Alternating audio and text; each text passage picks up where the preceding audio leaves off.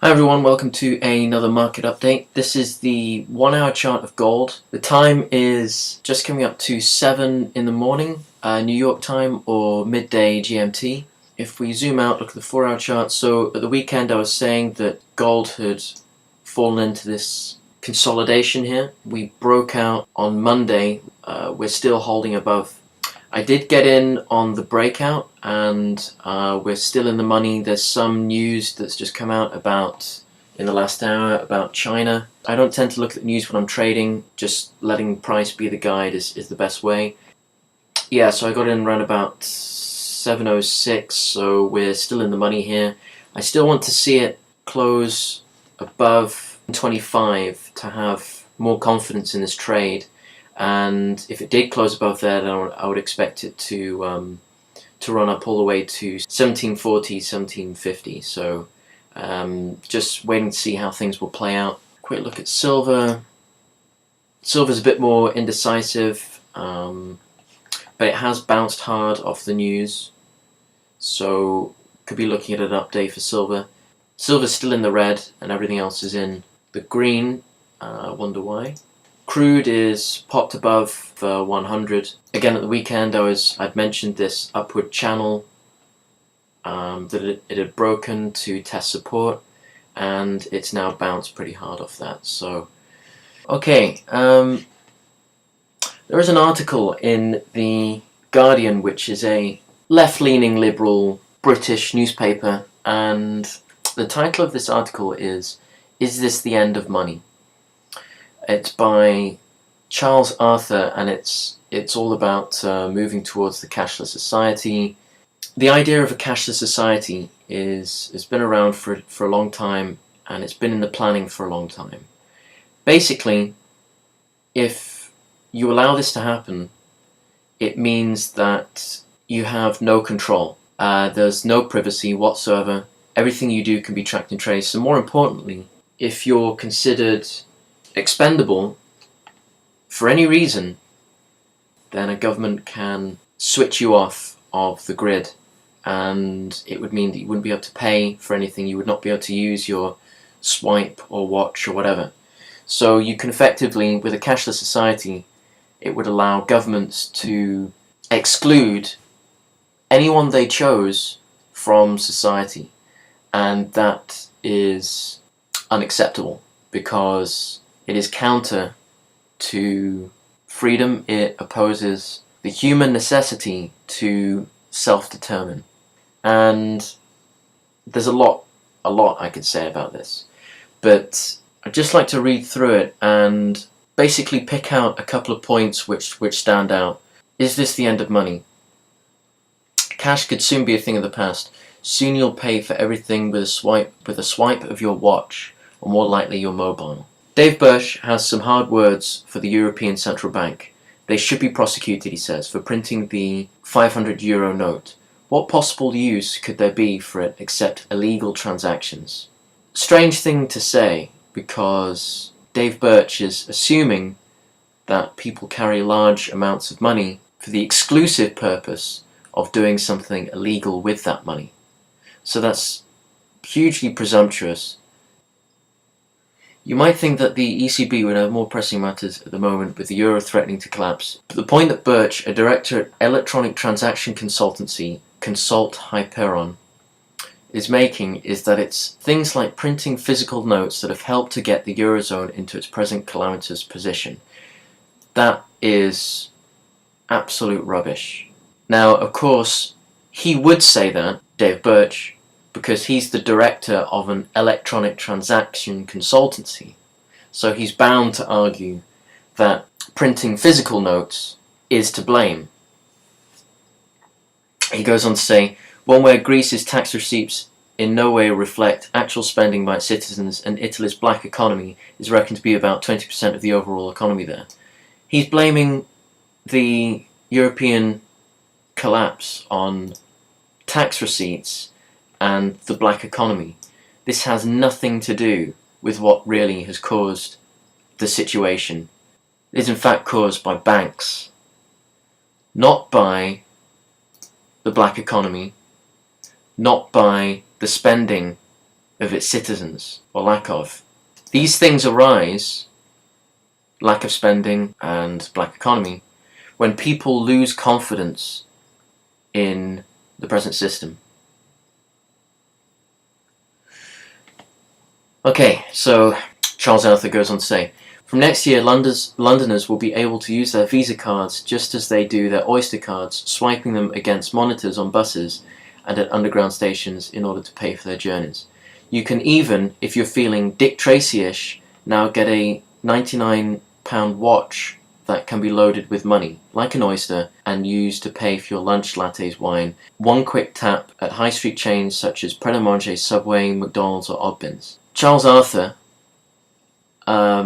calls this Dick Tracy-ish. He's trying to be sort of cute by making it seem the idea of a watch that can be swiped, space age, evocative of the consumer boom in the 50s and 60s when everything was all about space travel and technology was very aspirational. Your transactions are limited to a maximum of £15 a time, and it's being marketed as great for runners. Buy your bottled water, your newspaper, without taking your wallet. Or for parents who want their children to pay for little bits and bobs, rather than blowing all their money on some, I don't know what this word is, or indeed on other stuff that's sold on the streets. For although drug dealers are resourceful, they haven't quite got themselves hooked into the electronic payment system yet. So again, people for this cashless society thing are quick to point out that people who are doing something illegal or dealing drugs would be quickly outlawed, and that's why it's a good thing. Okay, so anything that has a dark side, such as the cashless society, is always marketed as a thing that would preserve your safety and security. Okay, it would stop nasty people doing something illegal. Okay, it goes into something called M-Pesa, set up with funding from our very own Department of International Funding and Development. It lets people transfer credits to mobile phones, and this is something that's been set up in Africa. So it's been tested in Africa. By the way, in impoverished countries where people have much less of a choice. Goes on to talk about checks. Okay, so it goes on. It talks about technology, new technology. Birch thinks that one of the biggest benefits of digital money comes through its ability to help our floundering governments. The odd thing is that all the money that governments have access to is already digital and in a sense imaginary. The European Financial Stability Facility or the Bank of England's latest round of quantitative easing are just numbers in a computer. That is true, but he goes on to say, but the money that's causing problems is the real physical stuff, which changes hands when builders or plumbers or mafiosi want to avoid their transactions being tracked, which means that tax-starved governments are missing out. This is basically the problem. Again, someone like Dave Birch would be more than happy, because he runs a electronic payments consultancy, is obviously biased, but he's got it all wrong.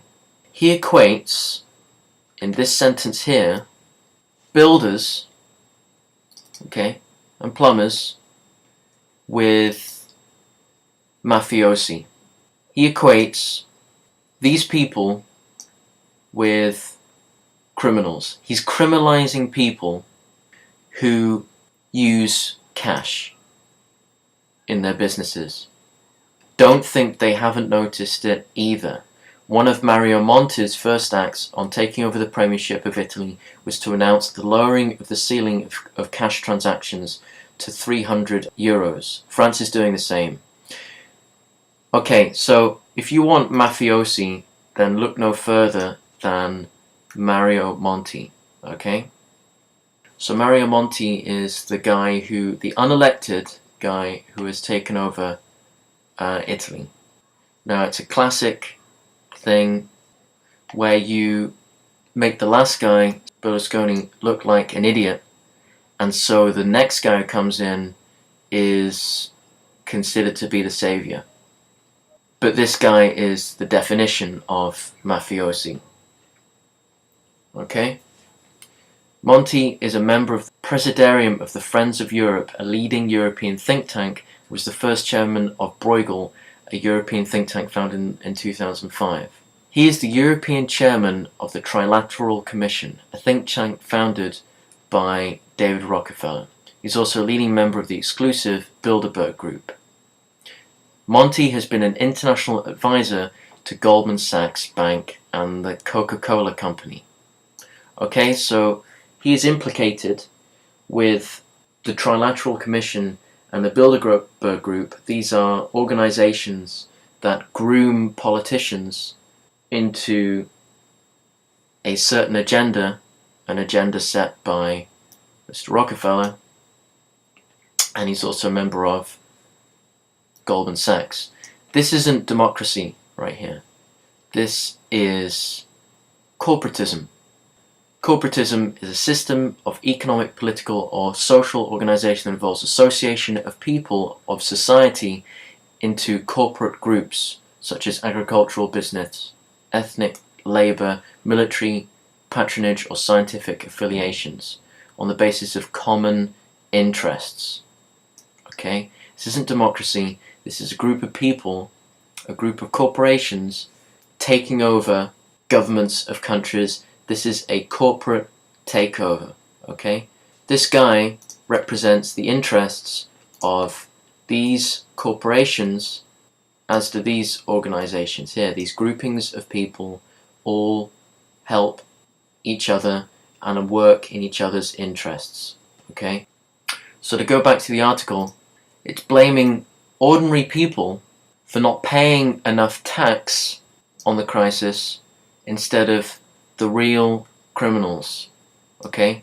The Goldman Sachs Trilateral Commission, the Rockefellers, the Rothschilds, the major banking families, the Bilderberg Group, the Mario Montis of the world, the true mafiosi, okay? It's blaming ordinary people for not paying enough tax instead of looking at the real situation. So we know also which side Charles Arthur is on. Seemingly unaware of the huge contradiction in blaming ordinary people for this problem when this is something by design, it's a corporate takeover. Okay, it goes on to say, France is doing the same, pushing it down to 1,500 euros. That's why it's getting harder to get large cash amounts out of your bank. The expectation is that you're trying to do something illicit. Again, criminalizing the idea of cash. In the end, the rise of electronic transactions may just be a matter of convenience. As our mobile phones and cards all go contactless, able to do transactions with a wave, we might find it simpler to go with them. You may remember the WikiLeaks founder, Julian Assange. MasterCard froze his card. Assange experienced a financial blockade. The purpose of putting this sort of stuff in the public eye is to get people used to the idea that if you're a bad boy or girl, if you question the system, then you're going to have your cards blocked. You're going to be excluded from society, okay? So it's building it up. It's getting you prepared for what is planned. You can see now that there is both a real and psychological war going on here to dissuade people from using cash, criminalizing people who do, and finally making examples of those people who do not follow the rules and showing the consequences of not following the rules by excluding them from society. Every part of this is classic if you know history. So I just wanted to bring this article up. There's a lot more that we can talk about. I would encourage anyone who sees this to leave comments to get a discussion going. So the next update I'm going to do is at the weekend. and I'm going to change the format slightly of these updates, and I'm going to get into some real details, some real hardcore information about the markets and the direction things are going. So until then, enjoy the rest of the week. Thanks for watching.